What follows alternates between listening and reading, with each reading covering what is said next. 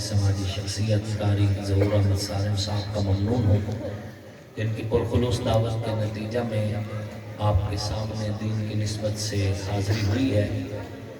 وقت کے دامن میں گنجائش نہیں ہے، چند منٹ کی حاضری، اس کے بعد زندگی نے پھر کبھی موقع دیا تو آپ سے تفصیلی خطاب کریں گے۔ ملک بھر میں اس وقت عقیدہ ختم نبوت کے حوالے سے آواز بلند ہو رہی ہے۔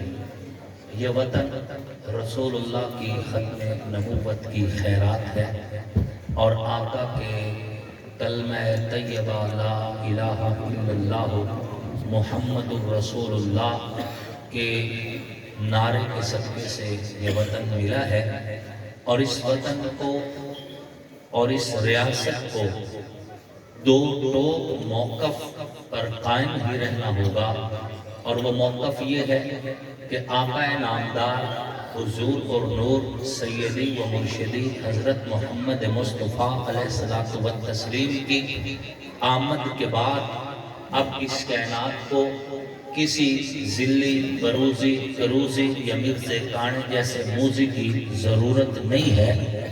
ایک دھرتی کو، ایک جگہ کو اور ایک عالم کو جو ضرورت نبی سے پوری ہونا ہوتی ہے، اللہ کے پاک پیغمبر محمد علیہ الصلوۃ والتسلیم کی صورت میں وہ ضرورت پوری ہو چکی ہے۔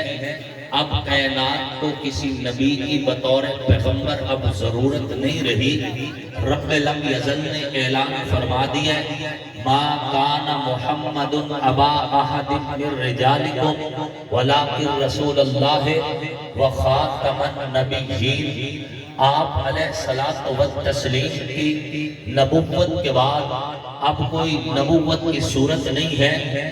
یہی وجہ ہے آپ علیہ السلام کے بعد خلافت کا سلسلہ شروع ہوا، اور حضور کی نبوت کے بعد خلافت کی بات چلی۔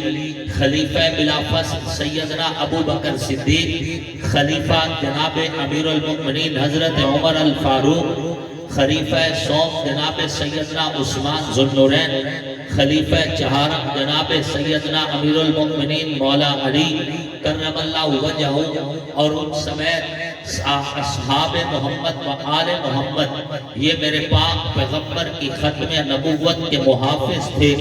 اسلام کی ختم نبوت کے لیے لڑی ہوئی جنگ جو اس وقت مسیلمہ کذاب کے خلاف لڑی گئی، اگر آپ اس جنگ کا مطالعہ کریں، میرے پاک پیغمبر کی اس دنیا کی ظاہری زندگی میں ٹوٹل جو جنگیں لڑی گئی وہ 74 جنگیں ہیں، جن میں سے بعض غزوات ہیں اور بعض سرایا ہیں۔ ان 74 جنگوں کے اندر جو میرے پاک پیغمبر کے صحابہ شہید ہوئے، جو میرے پاک پیغمبر کے صحابہ قربان ہوئے، ان کی ٹوٹل تعداد 259 ہے۔ 259 تعداد 74 جنگوں کی ہے، لیکن جو جنگ عقیدہ ختم نبوت کی بنیاد پر لڑی، اس اکیلی ایک جنگ میں میرے پاک پیغمبر کے 1200 صحابہ شہید ہوئے ہیں۔ ان 1200 صحابہ کے اندر 700 کے لگ بھگ وہ صحابہ تھے جو حافظ قرآن تھے، اور اس کے اندر بھی 70 سے زائد وہ صحابہ تھے جو نبی کے اصحاب بدر میں سے تھے۔ ایک ہی جنگ میں 1200 صحابہ کی شہادت یہ واضح کر رہی ہے کہ عقیدہ ختم نبوت کوئی عام عقیدہ نہیں ہے، جس میں 32 صحابہ بھی ذبح ہوئے ہیں، جس میں 700 سے زائد حافظ صحابہ بھی ذبح ہوئے ہیں، جس میں 1200 صحابہ قربان ہوئے ہیں، لیکن 1200 صحابہ ایک ہی جنگ میں ذبح کروانے کے بعد بھی جناب ابو بکر صدیق نے دنیا کو پیغام یہی دیے کہ ختم نبوت کے عقیدے پہ لچک نہیں ہوگی، عقیدہ ختم نبوت کا پرچار ہوتا ہوگا۔ اور اس وقت جناب حضرت حبیب رضی اللہ تعالیٰ کو مسیلمہ کذاب کی قید میں چلے گئے۔ مسیلمہ کذاب نے کہا کہ مجھے نبی مان۔ اس نے کہا کہ نبی تو ہوئی ہے جن کا میں کلمہ پڑھ چکا ہوں، اب کسی اور کو میں نبی تسلیم نہیں کروں گا۔ مسیلمہ کذاب نے جناب حضرت حبیب کے ہاتھ کاٹ دیے، کہا اب میرا کلمہ پڑھ۔ کہا کلمہ تو وہ ہے جو میں صاحب والضحیٰ کا پڑھ چکا ہوں۔ اس نے کہا میں تیرے پاؤں کاٹ دوں گا، پاؤں بھی کاٹ دیے۔ کہا اب میرا کلمہ پڑھ۔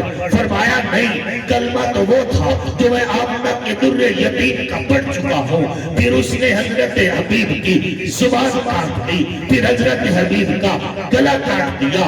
ایک گٹھڑی میں بندی لاش جناب حبیب کی جب ام حبیب کے سامنے آتی ہے، ام حبیب کہتی ہے میں اپنے بیٹے کا چہرہ دیکھنا چاہتی ہوں۔ صحابہ کہتے ہیں کہ چہرہ نہ دیکھیے، عورت ہے دل چھوڑ جائے گی، لیکن ام حبیب کہتی ہے نہیں میں دیکھنا چاہتی ہوں۔ جب گٹھڑی کھولی گئی ہے، ہاتھ الگ کٹے ہوئے ہیں، پاؤں الگ کٹے ہوئے ہیں، زبان الگ کٹی ہوئی ہے، جسم ٹکڑوں میں ہے۔ ارے یوں تو کوئی بکرے کو نہیں کاٹتا جس طرح نبی کی ختم نبوت کا یہ پہرے دار ذبح ہوئے۔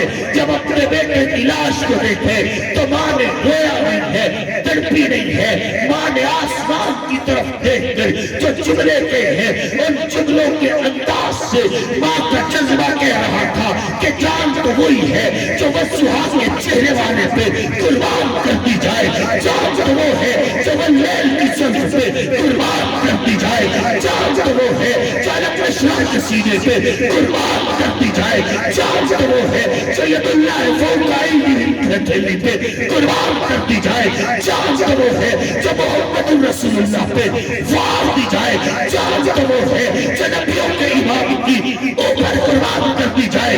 بیٹے کی لاش کو دیکھ کر ام حبیب نے کہا لہٰذا اليوم ارزاق ہوں، دنیا کی بڑے خریدنے والے مورخ لکھے، خطیب خطابت نے بتائے، مقرر تقریر نے بتائے، واعظ واعظ نے بتائے، ختم نبوت کے جانشین فخر سے بتائے کہ ام حبیب نے کہا تھا کہ میں نے بیٹے کو ساتھیوں کا دل اسی لیے پلایا تھا کہ میرا بیٹا نبی کی ختم نبوت پہ زندہ ہو جائے اور بیٹے کی لاش بھی کہے تاجدار ختم نبوت زندہ باد زندہ باد۔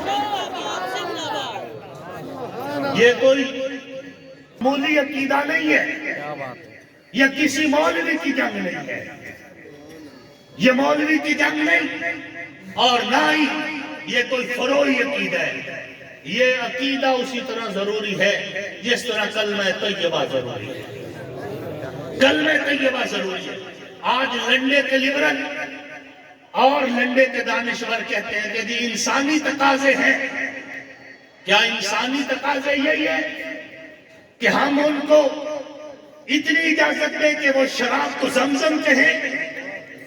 کیا ہم مرزائیوں کو یہ اجازت دیں کہ وہ اپنے مرزاڑے کو مسجد کہیں؟ کیا ہم مرزائیوں کو یہ اجازت دیں کہ وہ مرضی سے قرآن کے ترجمے چھاپے؟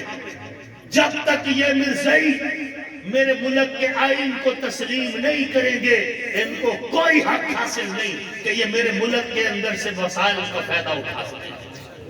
جب پاکستان کا قانون کہتا ہے کہ یہ مرتد ہیں، دائرہ اسلام سے خارج ہیں، تو کوئی یہ کہے کہ جی انسانی تقاضے ہیں۔ مجھے یہ بتائیں کہ سپریم کورٹ کے سامنے کوئی سپریم کورٹ جیسی ہو بہو عمارت بنائے، پھر اس میں کوئی اور آ کر اپنی خود ساختہ عدالت لگائے اور وہ کہے کہ جی مجھے بھی قاضی فیض عیسیٰ مانو، تو کیا قاضی فیض عیسیٰ اس خود ساختہ عدالت کو تسلیم کرے گا؟ نہیں نہ کرے گا۔ تو ہم خود ساختہ اسلام کو کیوں تسلیم کریں؟ ہم کیوں تسلیم کریں؟ اگر کسی کے، آپ خود بتائیں، اگر کسی کی ایک فیکٹری لگی ہوئی ہے، سامنے اسی کے نام کی فیکٹری اور کوئی لگا لے اور سیم نام، سیم لیبل، سیم اس کی ترکیب بنائے، کیا دوسری فیکٹری والی فیکٹری اس فیکٹری کو لگنے دے گی؟ جب دنیا کے اعتبار سے یہ اجازت نہیں ہے تو ہم دین کے اندر بھی کسی کو یہ اجازت نہیں دیتے کہ وہ مرزا کانے جیسے لعین اور خبیث الفطرت کو میرے پیغمبر کی نبوت کا حصہ دار ثابت کریں۔ ہم کل بھی ختم نبوت کے پہرے دار تھے، ہم آج بھی ختم نبوت کے پہرے دار ہیں، اور ہماری آنے والی نسل بھی نبی کی ختم نبوت کے پہرے دار ہیں۔ ہم کل بھی ابو بکر عمر عثمان و علی کے سپاہی تھے، ہم آج بھی ابو بکر عمر عثمان و علی کے سپاہی ہیں، اور ہماری آنے والی نسلوں سے بھی یہی توقع رکھی جائے کہ ہم نہ اصحاب محمد کے پہلے تبرہ برداشت کرتے تھے، نہ آئندہ تبرہ برداشت کرتے تھے۔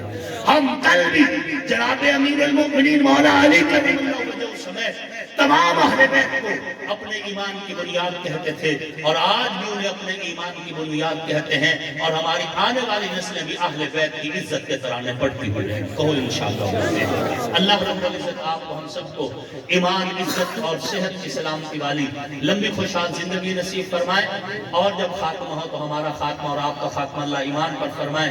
چونکہ عصر کی نماز کے لیے وقت بہت قلیل ہے، آدھا گھنٹہ رہتا ہے، اسی میں ہم نے نماز پڑھنی ہے۔ تقریریں نفل ہوتی ہیں، نماز فرض ہے، اس لیے کبھی بھی نفل کے اوپر فرض قربان نہیں ہو سکتا۔ اللہ آپ کی آمد ہماری آمد کو اپنی بارگاہ میں قبول فرمائے، اور اس محفل اور اس مدرسے کو اللہ کی آمد کی صبح تک اس مدرسے کو آباد اور شاد رکھیں۔ وما علینا الا البلاغ۔